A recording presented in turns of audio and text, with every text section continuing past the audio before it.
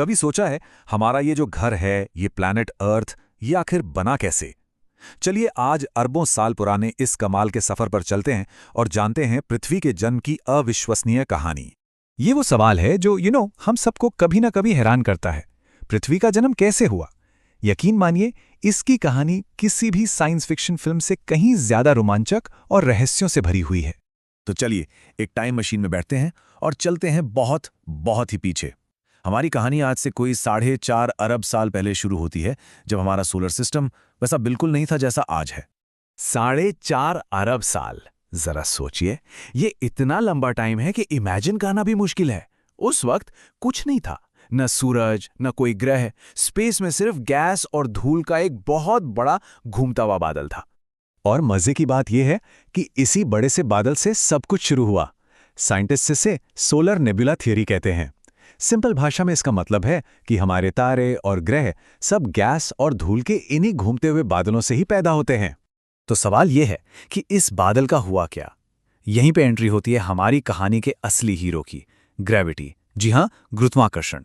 इसी super power ने सब कुछ बदल दिया और एक दुनिया को बनाना शुरू किया। देखिए हुआ क्या।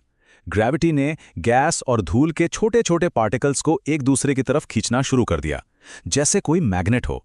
ये कण आपस में टकराने लगे, जुड़ने लगे और धीरे धीरे बड़े होते गए। और फिर ये सारा का सारा मलबा एक साथ इकट्ठा होकर एक बहुत बड़े, धधकते हुए, पिघले हुए गोले में बदल गया। बिल्कुल सही। हमारी पृथ्वी शुरुआत में कोई नीला हरा सुंदर सा ग्रह नहीं थी। वो तो एक जलता हुआ आग का गोला थी, जिसकी सतह पर सिर्फ पिघला हुआ लावा ही लावा बहता था। लेकिन कहानी यहाँ खत्म नहीं होती। असल में ये तो बस शुरुआत थी। अब शुरू हुआ उस आग के गोले के ठंडे होने का और हमारे आज के घर में बदलने का एक बहुत ही लंबा सफर। और इस बदलाव में पता है कितना टाइम लगा? करोड़ों साल।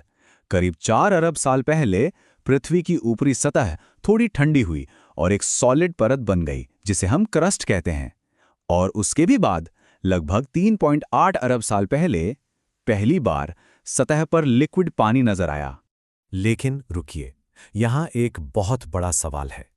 ये सारा का सारा पानी आखिर आया कहाँ से? हमारे प्लैनेट पर इतने बड़े बड़े महासागर बन कैसे गए? इसका जवाब कमाल की बात है, स्पेस में ही है। साइंटिस्ट का मानना है कि पानी हमें बाहर से मिला, एक तरह की कॉस्मिक डिलीवरी हुई थी। बर्फ से लदे हुए एस्ट्रॉइड्स और कॉमेट्स, मतलब धूमकेतु, जब हमारी शुरुआती पृथ्वी से टकराए तो वो अपने साथ ये सबसे कीमती तोहफा लेकर आए, पानी। तो ठीक है, अब हमारे पास एक चट्टानी प्लैनेट था, उस पर पानी भी था। मतलब लाइफ की शुरुआत के लिए स्टेज लगभग सेट हो चुका था। बस कुछ फाइनल चीजों की जरूरत थी।